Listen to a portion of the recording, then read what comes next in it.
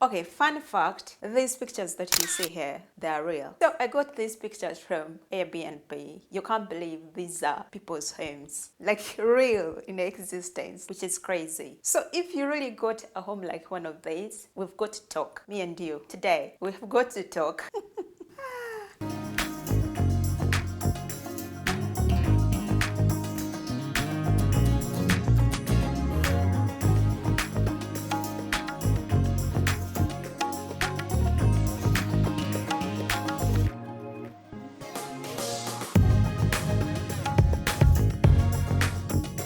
Hello everyone, welcome to Ukunda Home. Today we got a very exciting topic to discuss, a guide on creating the best bedroom design. Your bedroom is your sanctuary, a place for rest and relaxation. However, there are some common design mistakes that can really hinder the functionality and aesthetics of this spacious place. And today we're going to be discussing the top design mistakes that you should really avoid when you're designing your lovely bedroom. Let's dive in. The number one design mistake that I see, poor color scheme. We're going to start from the top going downwards, because when you get this one wrong, everything else wouldn't matter. So how do you solve this? Stick to the neutral color palette. Neutral color palettes, by the way, it doesn't have to be white. Stick to soft calming colors. Soft calming colors are ideal to make your mind relax and distress. Your bedroom is a space you go to distress, not to re-energize. And I know it can really be confusing, especially if you identify with the African culture. I mean, African color palettes can be sometimes very confusing as Africa celebrates color. I mean, if you've been to Africa, it's all vibrant. From West Africa to the colorful markets of Morocco, Tunisia, Africa does celebrate color. But when you're designing your bedroom, this is where you need to be really careful. Like this person who used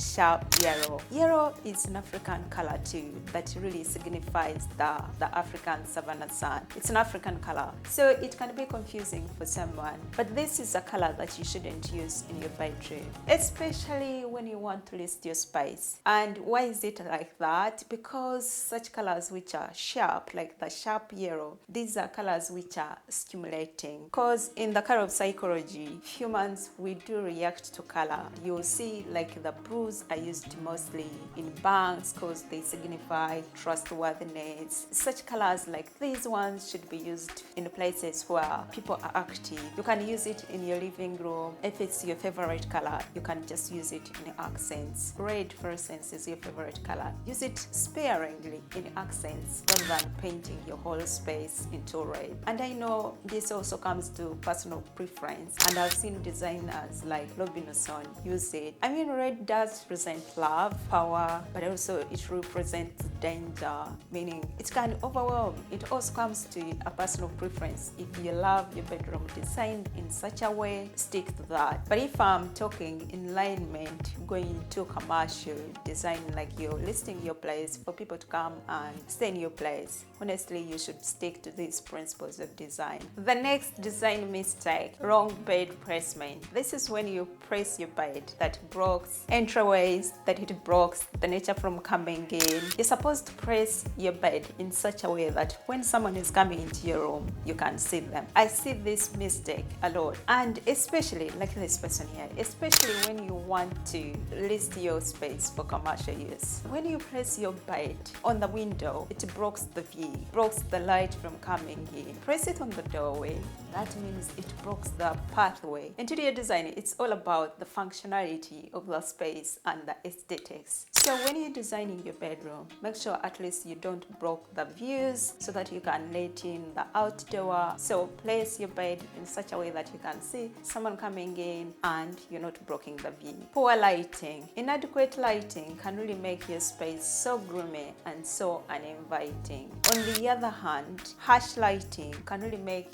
anyone feel uncomfortable. So when you're designing your space, opt for a combination of ambient, task, and accent lighting. Ambient in a sense that you're trying to create inviting atmosphere, and then task lighting for activities that you want to do. Let me say you want to clean or you want to write, and then accent lighting that can be used for overall purposes. For instance, install dimmer switches and also make use of bedside lamps. Plus, install some lighting for decorative purposes so that you can create a cozy atmosphere in your bedroom. Neglecting storage. When you're designing your bedroom, make use of ample storage. This is another design mistake that I see. A cluttered bedroom can really cause stress and discomfort. There's that feeling of calmness I feel when there's no visual clutter. Really, to create that atmosphere, that peaceful atmosphere in your bedroom, invest in smart storage solutions like in-built-in closets, walk-in closets. And if you have a space that doesn't allow that, let me say you stay in a small space, use like under bed storage to really maximize on the place. This will help you to keep visual clutter out of sight. Another design mistake that I see is safety mistakes. This is when someone hangs heavy art on top of the bed. For safety purposes, you're not supposed to hang art on top of the bed. I see this mistake is very, very common because sometimes the hole on top of the bed is empty. So people, I think, wonder like, what do I really do? Because in most cases, you don't want empty holes in the space. So what they do is put art, but that's a safety mistake. So when you're designing your bedroom, do not hang heavy art on top of your head. By any chance, when it falls down, of course, God forbid, it will hit your head and you will end up in the hospital. Let me say there is lightning or there is thunder. That's a safety mistake, especially when it comes to commercials. So don't hang art on top of your head because no one sleeps in a helmet. Instead, of course, in case you're wondering, like, what do I do with the empty wall on top of my head? You can do a paneling in wood, or you could do, maybe you could hang light art. The next design mistake that I see people do is neglecting actually the bed. Like you're just going and then buying the wrong bed. It's either too small or it's too big. And also ignoring the mattress size. When you want a cozy atmosphere, you've gotten to consider the type of bed you're getting and also the mattress, not so a tiny mattress. When you've gotten a tiny mattress, it doesn't feel so cozy. The bed is bigger and the mattress is too tiny, or the bed is too small, doesn't really fit into the room, like it's too big. Your bed is the centerpiece of your whole bedroom. So ignoring it can feel really uninspiring. This point is all about scale and proportion. Does your bed fit the space? Is the mattress big enough? And of course, you could add a topper, a mattress topper, to give it some volume. One way you can really solve this is where you do the measurements to make sure that you get the right bed. And also you can buy a topper of the mattress so that it can have enough volume in case you have a small mattress. And then add the pillows. Don't ignore the pillows, the accessories, the bed cover.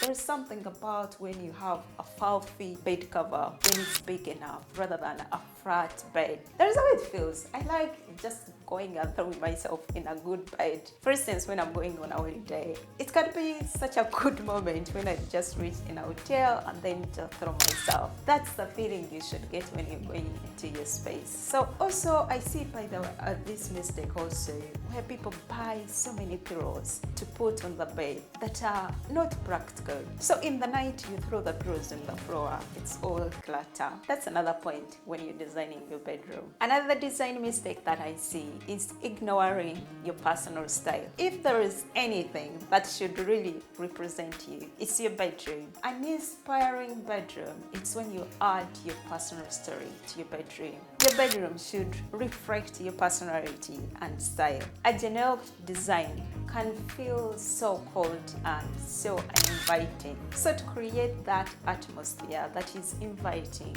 add a personal story. Especially when you're designing an African bedroom. So many things that can really represent you in your bedroom, that can remind you of who you are. If there is a space that you could go while designing, it should be your bedroom, to tell your story, to remind you of who you are. So if you're designing an African bedroom, don't forget the patterns, the textures of an African home or an African design. Lastly, overcrowding your space. When you're designing your bedroom, leave some space for you to breathe. Don't add so much furniture, like there is a working space, this space to do this. Design a space for relaxing instead of making it crowded with so much furniture. Just add furniture that is essential that you're going to use. Don't add so many things in your bedroom. There you have it. Top design mistakes that you can avoid when you're designing your bedroom.